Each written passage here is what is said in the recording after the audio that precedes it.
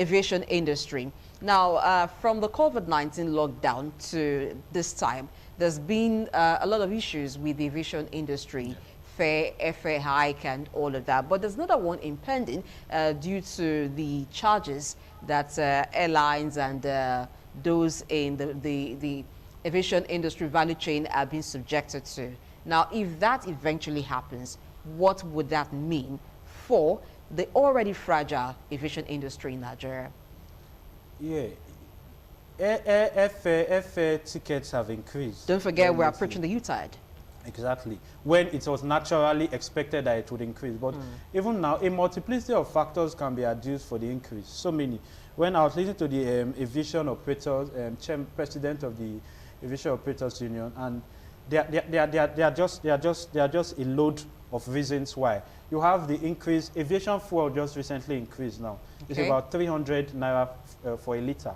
You know, crude oil prices has increased in the global markets. Yes. It's in the region of over 80. So it definitely would affect because we are importing this. It's just that NNPC has been able to use under recovery to keep PMS down for us. So aviation fuel increased to about 300. It used to be, even after the COVID, it was just about 200 naira per liter. It's 300 naira per liter now, due to increase in global markets. And the lorry drivers who bring these trucks, because Apapa Port is the destination where we import this aviation. It's called Jet A1 fuel. So the lorry drivers have complained about an increase in haulage fee from the port authorities.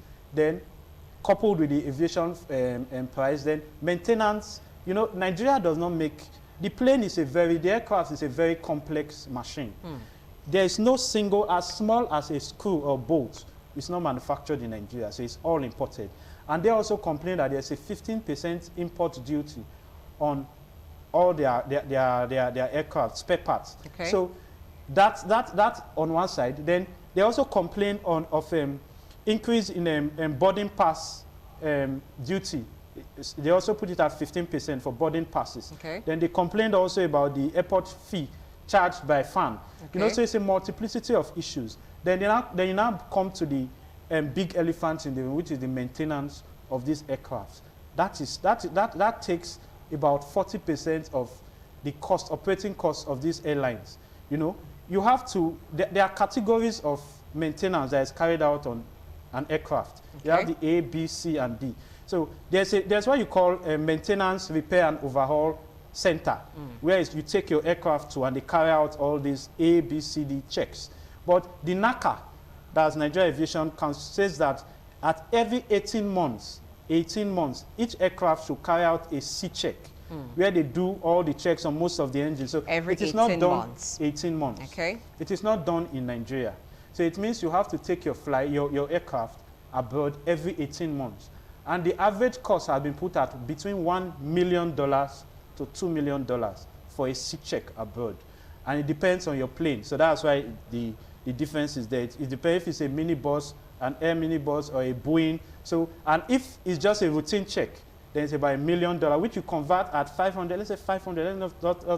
Let's not even talk about 530. The exchange rates also play a factor. 500 is about that. $1 million will give you 500 million naira every 18 months. So if there has to be replacements, probably your landing gear or something, you talk of another extra cost of maybe $90,000. So the president of the aviation union was saying that he spends, the owner of Air Peace was saying that he spent between 2.5 billion naira and 3 billion on his C check every 18 months.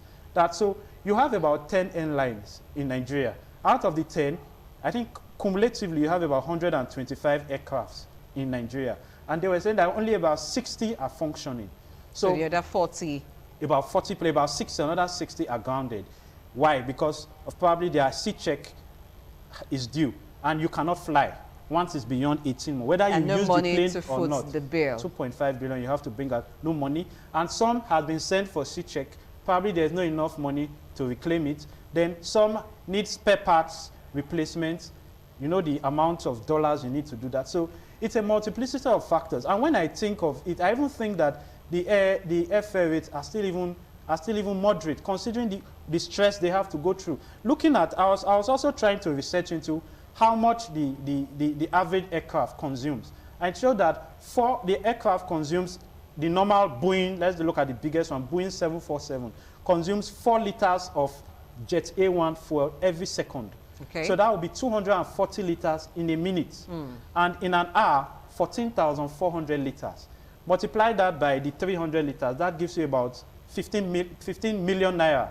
That has to be, that's not filling the tank, just an hour journey. And you need to have more than that. More than that. Okay. And so in a nutshell, the expenses incurred by airlines are way too much. So how do we reduce these expenses? You talked about import duty being increased, FAN also increased their charges, and so many other duties increased. Is there a way to cut down on this?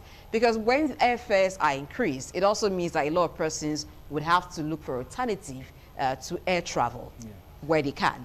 It still boils down to our technological backwardness. And it's almost like we are sounding like broken records. It comes down to it. This MRO check, this C check, which is done in an MRO facility, which we don't have in Nigeria. We have, I think, air contractors also has 1 or 2, but it's on a small scale. So they cannot even do the A and B check, which is done just 3 or 6. But the major check, C and D, you don't have any facility in Nigeria. Apart from maintenance, if we cannot handle maintenance, what about the other aspects that we can handle? If those charges, if those import duty are taken off, would it be a relief? Yeah, I think it would be, but the relief, it might, it would be, but not as significant compared to the share or the quantum of costs that these people are complaining of. Because the major costs have been shown to be the maintenance and aviation fuel. Okay. Aviation fuel have been shown to contribute 40% of the operating costs, and maintenance 30%. So that's a whopping 70%. And we are not producing fuel. So it means that we are still importing. So that is outside our control. Still boils down to technology and lack of a political way to have refineries.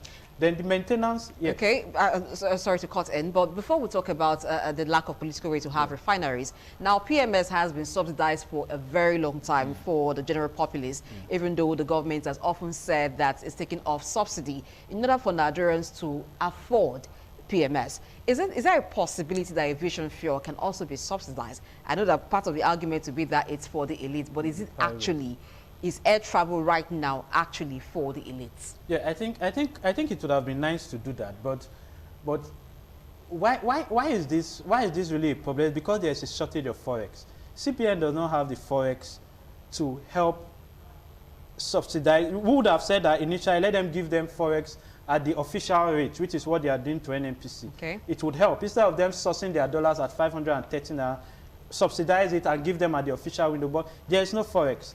And the subsidy, NNPC is even groaning under this subsidy that they are doing for PMS. That's why they said they could not remit for 3 months. So to add aviation fuel, it will be killing the economy. They are the major contributors of revenue to our economy. So I think that is out. It just has to do with we getting a refinery to refine our own fuel so that they are able to get it cheap at naira cost without even having to pay all the dollars to bring into the country. Then the checks too. It makes up 30% of the operating cost we talked about. Where are these planes sent to? Sent to countries like Lithuania, to Kenya. That's where they carry most of these planes to. Lithuania is about 2.8 million population, less than Edo State. Kenya, Ethiopia. These are countries that we categorize as poor countries. That's where we say South Africa. That's where our MRO checks are done. We used to have an MRO facility in Nigeria. I was talking to my uncle. He used to be an engineer with Nigeria Airways. He said in the 1977, the MRO plant was launched in Nigeria in Murtala Mohammed Airport. They were doing all the checks, A, B, C, D. And that would have been at reduced cost compared to where you take them outside. For this country. Because when you look at this $1 million that is paid on the checks abroad, 80% of the cost is man-hour cost. Because they say each engineer that carries that check is paid $100 per hour. So imagine these engineers were doing it in Nigeria, you'd just be paying probably, even if it's 5,000 naira per hour. So a lot of foreign, it has been put at about $750 million that is spent every 18 months by this aircraft, taken outside the country. So we are we are a country that don't have national carrier. Sometimes I don't even know where to start discussing Nigeria economy. Okay, we are a country that don't have national carrier. Ethiopia Airways are the ones carrying us. South Africa Airways, Kenya Airways, they are carrying out, taking our forex with their national carrier. Then our sea checks, we also take our forex to them. So what do we do? I was talking about IPOB, I'm sorry. We're talking about IPOB recently. If it was a country that relies so much on technology, we will not even feel what IPOB. So it also goes to prove to the fact that our technological advancement is just way, way, way too down. And what do we produce?